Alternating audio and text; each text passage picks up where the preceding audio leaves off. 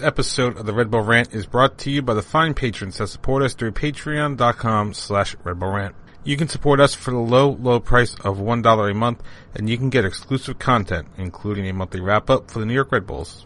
We want to send a special shout-out to our patrons who support us at $5 a month. That is our producer-level reward.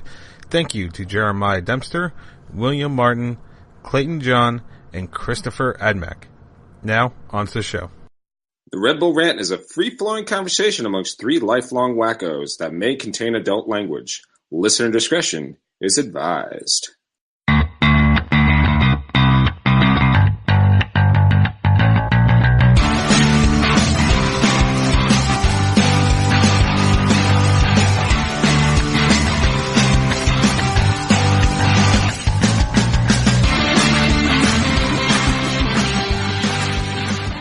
Welcome, my friends, to the show never ends. This is the Red Bull Rant podcast. I'm your host, Jason Iapicco. I'm Pat McDonald. I'm Truman, and this is episode 312. Gods of War, may your hammer be mighty. The Red Bulls had a mighty hammer the second half of this week, didn't they? They brought the thunder. Sure did. And that's how much the Red Bulls did well. Somebody outside Truman's house is honking their horn. We're just going to listen to this rest of the show. So, Red Bulls, Jesus, how is that still going? Well, obviously it's a car alarm, but... Hold on, I'm going to solve it. Ready, watch. Yeah, muting is good. All right, so Red Bulls hosted Real Salt Lake. Nothing in the first half, and then came out and destroyed them in the second, 4-0. We all predicted wins. None of us predicted 4-0. Nope. It's amazing that we somehow underestimated the Red Bulls for a game this year. All right, so for our tweets, I think we only had one. I'm going to read it off since Truman's still on mute. Oh, two, sorry. Truman is still on mute, so I'm going to do that. So first is Casey Jones at Grateful Shred 23. Good to see Red Bulls find some form, a convincing second half. Good chances come anytime Lawrence and Murillo get into the attack on offense and still hold it down on defense. Kaku played like he's trying to drive his value up again. How does that feel to those who wanted him deported? I like that he says that he's playing, he's trying to drive his value up, not that he's playing because he really wants to be on the team. Yeah, right. You know? Mm-hmm. I mean, sometimes the two coincide. I don't know if this is one of those times. So, and then Adam Lane at Adam from Earth says, now that the game is won, I have a question. If an own goal is scored off of an opponent's hand, should it not be a penalty kick? And I believe what he's saying is that should it not be a penalty kick? Like, he's not saying it shouldn't be. He's asking if it should be. Obviously, I think if the ball goes off an opponent's hand and then into the net, they're just allowing the goal. Yeah. If the ball hits a hand and the hand's in an unnatural position, does not go into the goal, they're probably stopping the play and awarding the penalty kick. Right. Although, honestly, that was a pretty quick ball-to-hand situation, I think. So I don't know if they would have called it. We just got lucky with the deflection, really. Mm-hmm. That's what VAR is for, right? Just in case. Just in case we needed it. But we didn't. Yeah, tell Africa that because they didn't use it in their final of their Champions League. Mm. Yeah. All right. if anybody's curious, there's like a 10-minute video where I don't remember who the two teams were playing, but apparently in the second leg of their Champions League final, they did not have VAR. Not that it wasn't in the stadium, but because for some reason the cameras went down. Yeah. And or at least the monitors did. And there was a clear offsides that was incorrect, and they couldn't review it. And there was probably a few minutes away from a riot if it wasn't for the fact that police, at least from the one side of the field, the police kind of stepped in a little bit. There was a few fans trying to rush the referees. Jeez. Swarm. Not Europe, it's Africa. Misheard. Sorry. Yeah. I just heard Champions League and... We'll get to that later. That's later. All right. So, likes and dislikes of the game. We'll start with dislikes. Truman, you can go first. What are your dislikes for this game? That. No, I think my dislike was the first half when Nick Rimando was playing his ass off and you thought that the Red Bulls were going to get nothing past him. And then it continued early into the second half. He just looked great. I mean, obviously, maybe not a ton of the best shots, but it was just Nick Rimando being great Nick Rimando, not Nick Rimando who's old. He's an old man. And it was just very worrisome that they might not get a result out of that game. So that horn was Jay and I had talked about an idea, and I completely forgot to prepare for it. So because this is the Red Bull Rant episode Bachelor Party, yeah! And I was supposed to have a list of questions about Bachelor Party movies, and I completely forgot to do it. Well, you have time until we get to the dumping ground. Well, that's true, I guess. And you were supposed to answer them because it's your Bachelor Party. Keep hitting that horn. You got to get that horn on the ready. There you go. All right, so Pat, what's your dislike for the game? My dislike is that I think, like the first half, I kind of felt like I had jinxed the team because I did say in the last episode that, anytime I have confidence in this team, they let me down. And that's kind of how I felt the game was going at that point. And clearly was a tale of two halves with this one. So that entire first half, I was pretty much like, yep, I jinxed them. They're going to lose. And it's. And you were wondering why he stopped because he had a cough. Apparently my cough is contagious through the internet. Yep. Pat ate food too fast. Yeah, it was more a burp. Oh, well, either way. My dislike is going to be that first half, again, because they just didn't... I think they didn't play well, even though they got 10 shots on goal. I felt like their finishing could have been better. But that's going to lead to my like, is the fact that they turned it on in the second half. I wish it didn't take an own goal or a parent double own goal to do it. But once they finally got that goal and RSL had to open up a little bit, the floodgates were open. They opened. Yeah, sure did.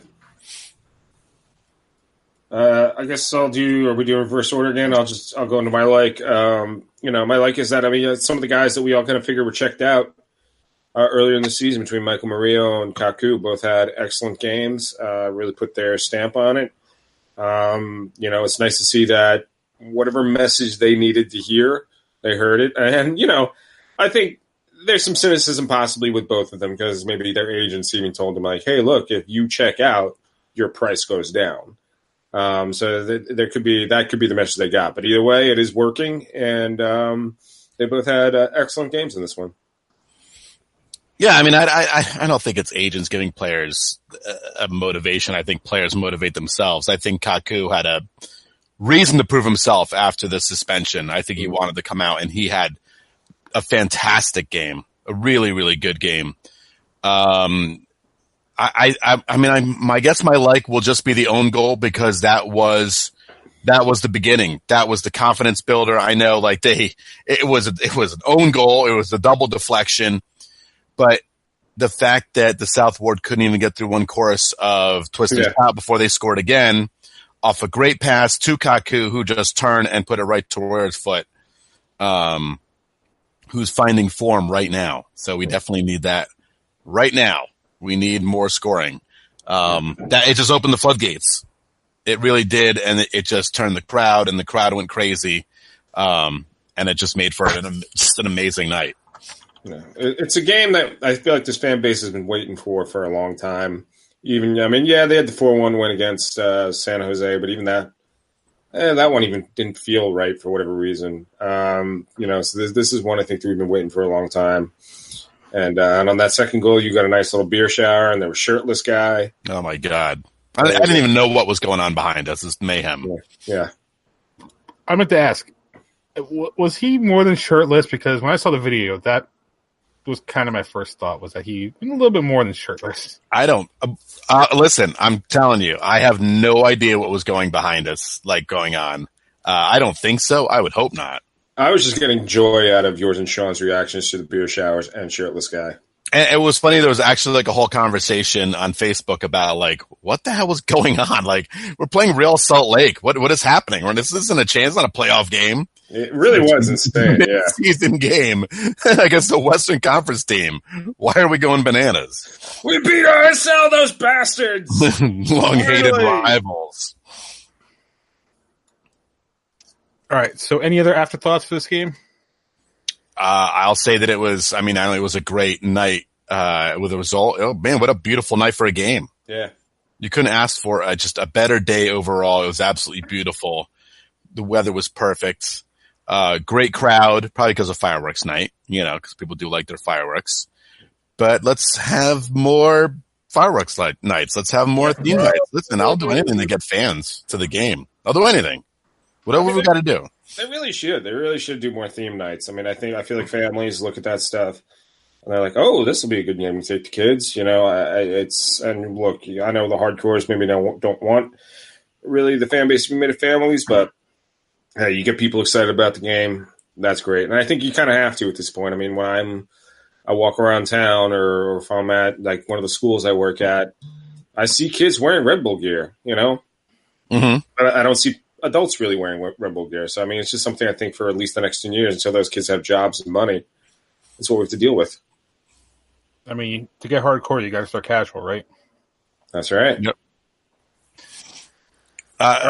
Another thought I have about this game that it was very weird that I don't know why I didn't even think about it until halfway through the game, that it was very odd that the current coach was playing, and in the crowd was the former coach, and on the other side of the field, quote unquote, was the old coach. Yeah.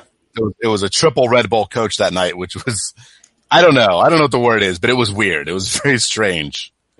I would posit to guess that Hans Baca was there, like with those glasses with the nose and the mustache. Like the Bobby Valentine disguise is what you're saying. This soccer team was pretty good. And props to Petke after the game. He did come over and he applauded the fans, which was nice. Mm-hmm. And after getting their asses handed to him is something he definitely didn't have to do. No, not at all. That's a game you probably just want to go back into the locker room, but right. It's Mike Petke, so of course he paid respect to his fans because it was the first professional return for Mike Petke. That was the first game, right? So very cool. I don't know, what a great night overall. All right. So predictions, like I said, none of us got this exactly right. Pat and I said 2-1 win. Trimini said 2-0. So we all get at least a point. Which means that right now I'm in first with 8 points. Truman is in second with 6. And Pat is finally out of 1 point up to 2. Yay!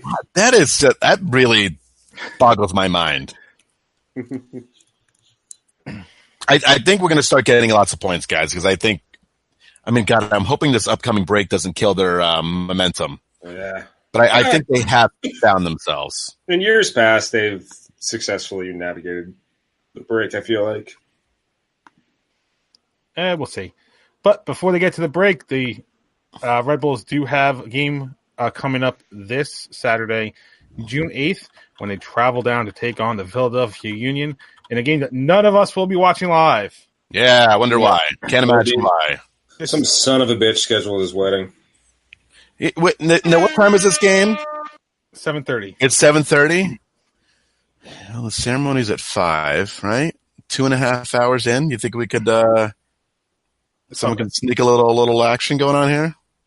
Somebody with an unlimited data plan, maybe? Yeah. Not me, but I mean, I have an unlimited data plan. Does the venue have Wi-Fi? It's a party. Yeah, the venue definitely does not have Wi-Fi. It has Wowie Zowie. It's literally outside. We're not getting Wi-Fi. Damn it. Anyway, this game we broadcast on MSG. Philadelphia comes into the game with a record of 8-4-4 on the year, 5-2-2 at home, plus 10 goal difference, 28 points. Currently sitting first in the East. Last 5 is a mixed bag. Win, draw, loss, draw, win. And the only thing of note is that Philly has put out not only 1, but 2 stupid car smashing videos in the last month trying to promote this game. Yeah, I guess the guy in one of those videos is like a comedian. I guess so. I guess he's a comedian. I never heard of him. He wasn't very funny. No, the videos are kind of dumb, but whatever. I mean, I'm a 40-year-old man. The first one had no, supposed to be like a quote candid, where nothing was. You couldn't hear anything, and the second one was very clearly the guys mic'd up making stupid jokes about the Red Bulls not even playing in New York. Yeah. Let's not forget that Philadelphia plays in Chester. Yeah. The classic zinger. That video is so fucking dumb. I don't even understand it. It's not clever. I mean, I guess people said if you know who the comic is, like you get the joke. I guess if you know who the comedian is, but it's a joke that it was funny because that's what I got. It's not. It's dumb. Didn't they do car smashing before? Didn't they already do this at the stadium once? No, they literally did it like 2 weeks ago, and I think like near the same spot on Twitter. It was. But, I mean, if they've done it at a game too, like before a game. Oh, wasn't that some like garbage truck thing? I don't. Yeah, I don't know. Anyway, predictions. I will go first. I think this good run is going to continue for the Red Bulls. I don't think they're going to blow Philly out of the water.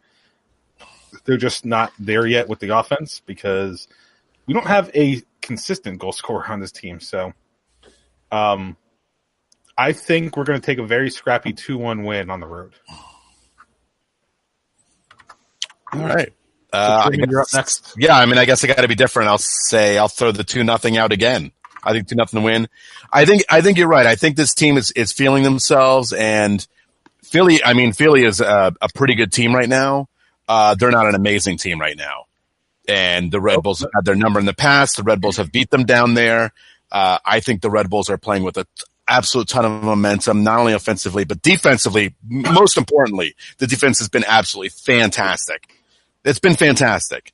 And I think that's going to be the big difference here. I would love to see the Red Bulls go down into Philly again and beat them. And obviously, they're not going to jump in the first place, but it's definitely going to scare the pants off of Philadelphia and hopefully lead to them disintegrating right down to the bottom of the table. Ha ha ha ha ha ha ha. So I think that while I do believe we've turned the corner, I do think this is the best Philly team we have ever played, probably in PPL Park, whatever it's called now. So I'm going to actually go with a draw, 2-2 draw. Not a draw that I think anybody should be ashamed of because, again, this is not the same old Philly. They are playing very well right now. I don't know. I mean, are Lawrence and Murillo going to be there? I mean, did Lawrence get called up to Jamaica? I'm pretty sure Murillo got called up to Panama. Right. Lawrence is already out because he had something on like Instagram or something where he was bashing his federation for not having like certain things in place for players. Yeah, all right. Well, so because he's got a game tomorrow, so yeah, he's already with the Jamaican national team. So we are going to be missing some players. I don't think Philly is. I mean, they got one guy in the U20s right now, but that's about it. So I'd say 2-2 draw. I think we're playing well enough that we should be able to at least get the road draw. But Philly is playing better, so I'm not exactly seeing us waltzing in there and walking away with 3 points like we have in years past. Listen, I need 3 points on my wedding day. All right. You don't get. That's not how you get your gift. Okay. You just get money. Yeah. You know what? Fuck it. Should I just tweet the team and say, "Listen, idiots, right. Listen, win for me." Yeah, your gift to me is 3 points. Win for love. I don't give a shit about love. Say you also. Yeah, I want results. Win for love and the fact that I have cancer. Yeah, definitely. Fan prediction stuff. I'll be posting that later tonight. Right now, after the RSL game, we have a top 5 that is actually not tied for the first time all year. At the top is goddamn friend of the show, Jen, 9 points. Jeremiah Dempster is in second with 8. Grateful Shred 23 is in third with 7. Steve Toto in fourth with 6. FCBM is in fifth with 5. And then after that, we got 2 people tied with 4 and 3 with 3. And they're all better than Pat. Sure are. All right. New York Red Bulls 2, their last match, they absolutely destroyed the Bethlehem Steel 4-0. Woo! Currently 7-2-3 record, 20 points plus 13 goal difference, second in the East. And the next match is this is coming Friday, June 7th, 7:30 p.m. away to Atlanta United 2. And Sky Blue FC was not in action this weekend. The next game is June 15th against or at the Utah Royals. Okay. Playing in their World Cup. Yeah. Yeah, that seems to be really foolish on NWSL's part. It's almost like they didn't plan this thing. Hmm. All right, time for the dumping ground. I'm the trash man. First, the United States U20 team advanced to the U20 World Cup quarterfinals today, following a 3-2 win over France, including a game-winning goal in the 83rd minute. Take that, France. Yeah, it was. I actually watched most of this game before I had to go and see Rocket Man with somebody, and Had to. yeah. Well, I wanted to. So it was like when I left, it was 2-1. I was like, well, everybody said that France was a better team, and then I was on my way to pick up somebody. And, I saw it was 2-2, and then I was like, all right, so I'll probably go to penalty kicks. And then I got the message as I was sitting down at the movie from a good friend of the show, Keith Woodfin. He was like, dude, they won. I'm like, get the hell out of here. So, congrats to Tab Ramos. I mean, believe this is the third straight, at least the third straight World Cup where they've made the quarterfinals. It just kind of shows to you how far youth development has come in this country. And despite the 2018 World Cup, the future is bright. Yeah. When's the next game? Because I don't think their opponent's set yet, but do you know when it is by any chance? Well, let me see if I can find out. I might actually watch that one, depending on when. All right. While Pat's looking it up, Women's World Cup starts Friday. The United States opens against Thailand on June 11th at 3 p.m. On the same day, the Red Bulls have an Open Cup game, which I forgot to mention, which we'll talk about that in a second. Mm. By the way, the U.S. plays their quarterfinal game against Ecuador on June 8th. Hey, look at that. What time? I think this is 5:30 Polish time, so I think that would mean 11:30 here. Oh, you guys got time to watch that. We got time. We can watch that. Get up early enough. We could watch it off a laptop in the hotel. Boom. Yeah, I like to say get up early enough. I'm not going to be fucking awake at 7 a.m. Seriously. And going, oh my god, oh my god, oh my god, oh my god, oh my god, oh my god, oh my god, oh my god. I may sleep until 8:30, but still, either way, I'll be up for that game. I'll be up at 7:30 to avoid I-95 construction. All right, and then two men's friendlies. This is the United States, Pat? Yes, it is. Okay.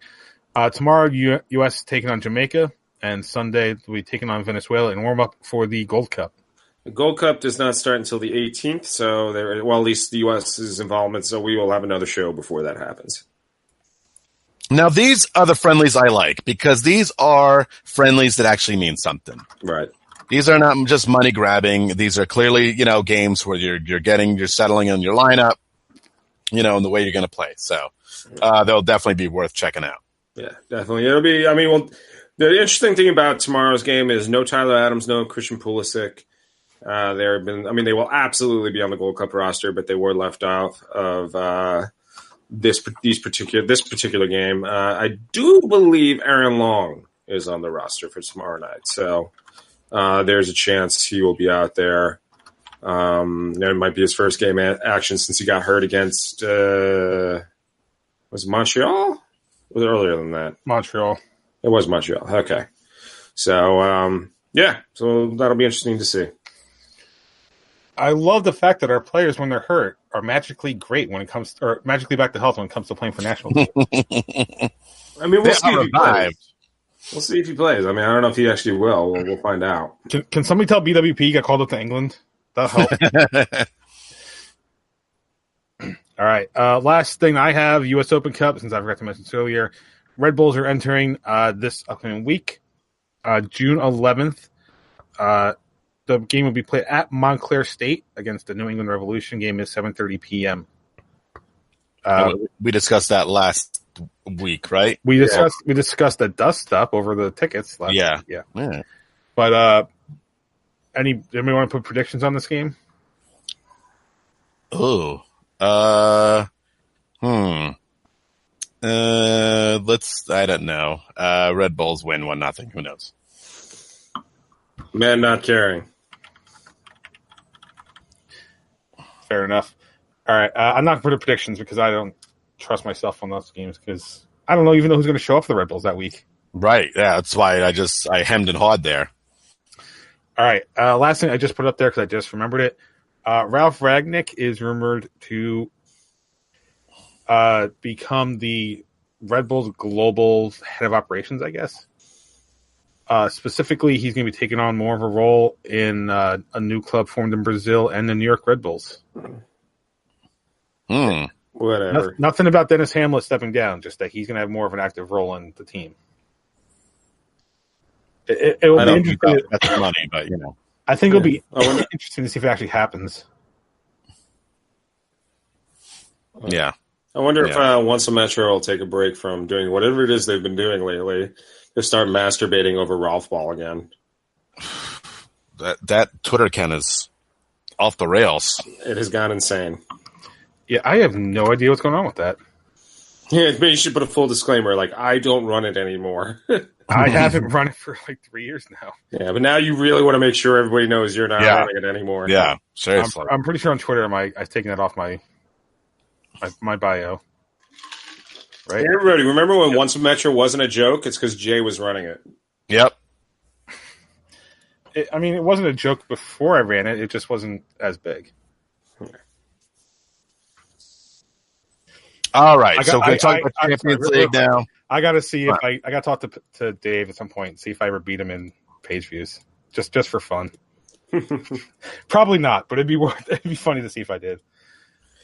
All right. I want to talk Champions League. I'm not going to celebrate because Liverpool won, which is pretty great. I mean, you already saw the Twitter videos. Listen, that was a handball in the box. I'm just going to say it. It clearly was. This is not being a homer of a team that I like.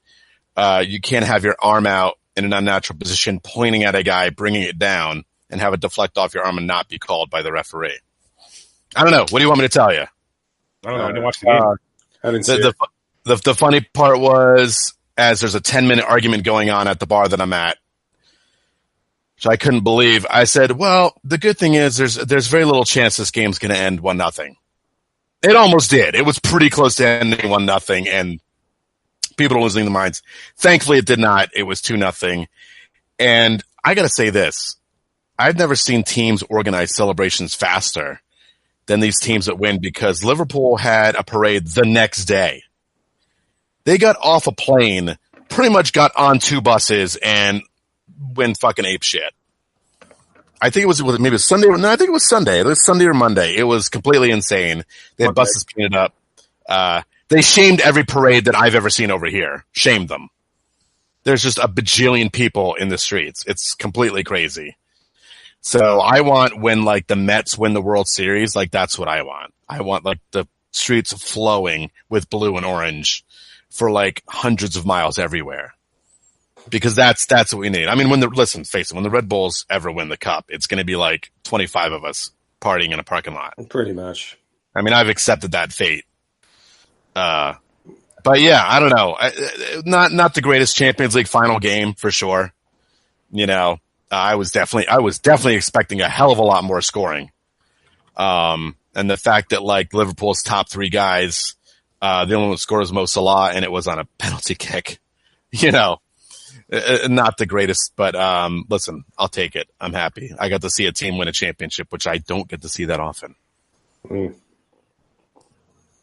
then I'm going to take this moment to say some, not all, some Liverpool fans are complete dicks because they vandalized Prince Rupert's Tower twice in 3 days. For people that don't understand what that means, Prince Rupert's Tower is the main insignia for Everton, which is their rival in Liverpool. That's a dick move. It is.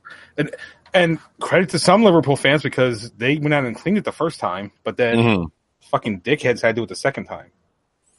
Well, dickheads going to be dickheads. That's the problem. I know. It's really dickheads. That's the problem. And that's why I'm saying some, not all Liverpool fans. Some. Honestly, it's a really small subset. If the Mets won the World Series, what would Met dickhead fan desecrate, you think? That would be like a Yankee thing. Like, what could they actually desecrate? Aside from, like, this Yankee Stadium itself. There's nothing really that they can go, like... Yeah, you know what I'm saying, right? It's not like they can get to Monument Park. Right. Nothing really to desecrate. Mm. I don't know, some of the bars or something around it, I guess. Yeah. Yeah. Nothing cool. See, if there were Yankee dickhead fans, I mean, they win the World Series all the time, so it doesn't really matter. At least you can go and, like, fuck up the apple that's outside Citi Field. Right. Mm. You know, there's a target. There's nothing outside Yankee Stadium you could do, too. Probably has something to do with them being in South Bronx. Yeah. They probably shouldn't leave any targets. That's strong point. They're not going to put anything out there worth of value. Yeah. If the old Yankee Stadium was still up, I would say the smokestack that used to sit in front? Oh, yeah. They were shaped like a baseball bat. Oh, right. Yep. Maybe you can kick dirt around the old field, which is on the other side of the new stadium. But isn't that all all turf now and stuff? Oh, I don't know. I haven't been there in a while, but sure. I mean, that's the worst you could do. I mean, what would the Islanders do to the Rangers? Again, there's nothing exciting. There's no statue. We need more statues in the city. Where's all our statues? Where's our sports statues? We're the only ones trying to get one built. I mean, the Mets are going to build one for Tom Seaver, but we're the only ones working towards another one. That's because the damn city's too crowded. People who live there are brain damaged. Just Manhattan. The other boroughs are not so bad. Statues. That's all I'm saying. More of them. If there's a statue outside Madison Square Garden, it should be Patrick Ewing. Oh, yeah. I'm in total agreement. Yeah. All right. So, is that it for Dumping Ground? Yes. Yeah, can't think of any more statues, so I'd say so.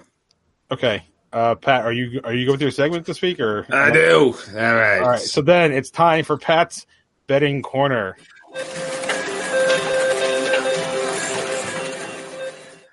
All right, so if you listened to me last week, you probably lost some money because LA Galaxy dropped it against one of the worst teams in the league at home. I believe it's like the third or fourth time this year I've been waiting for I've had 2 games down, 1 to go, and it's an LA team bombing against a shit team. I don't know what's going on.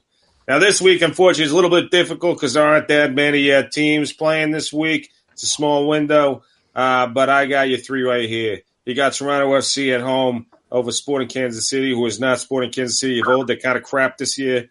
You got, unfortunately, I hate to say it, this is going to feel bad coming off my tongue, but NYCFC over FC Cincinnati at the stadium. I think that's a guarantee. And then Montreal Impact and Seattle Sounders are playing up in Montreal. However, Ignacio Piatti just went down, so they've lost their big-time goal scorer. So I'm taking the Sounders with the points on the road. All 3 wins, and that's your parlay for the week. Taking the points. He's taking the points, everybody. The points. Take the points. Okay. So that leaves us one last thing. It's time for Truman's Terrible Team of the Week. That's terrible. Speaking of Montreal, you can't lose at home to Orlando because we know how it feels.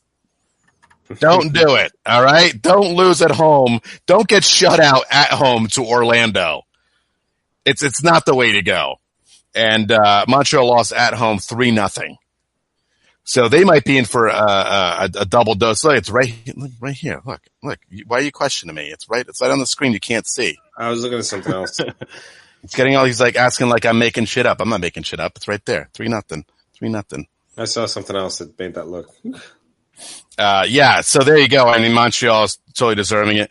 I kind of wanted to hand it to Portland because they lost at home to LA, which is not a big surprise because LA is a good team.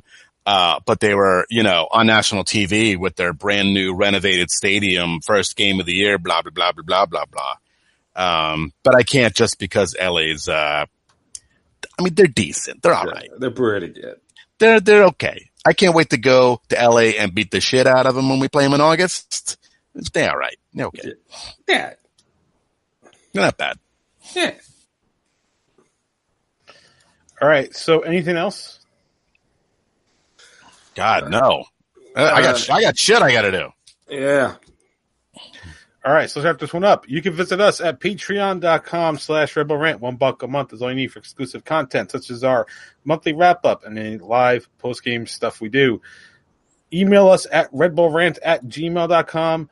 Give us a call at 973-348-5329. Visit us on Facebook, facebook.com/Red Bull Rant. On Twitter at Red Bull Rant for the show, at Dr. Stooge for myself, at PMACDA2 for Pat, at The Truman for Truman. Subscribe to our show via iTunes, Stitcher Radio, Google Play Music, YouTube, SoundCloud, Spotify, pretty much anywhere you can find a podcast. Last words before we get out of here. Do it for me. Do it for me. 3 points in Chester. For me. Win for this guy. All right? I need a great, great day. Do it. Do it. Red Bulls, go down there and do what you do very often in PPL. And then also, go US U20s. Go US men's senior team. And go US women. It's going to be a fun fucking month of soccer. Yeah, it is. All right, so for Pat, Truman, and myself, this has been episode number 312 of the Red Bull Rant. Thank you guys for tuning in. And as always, go Red Bulls. Night forever. Late.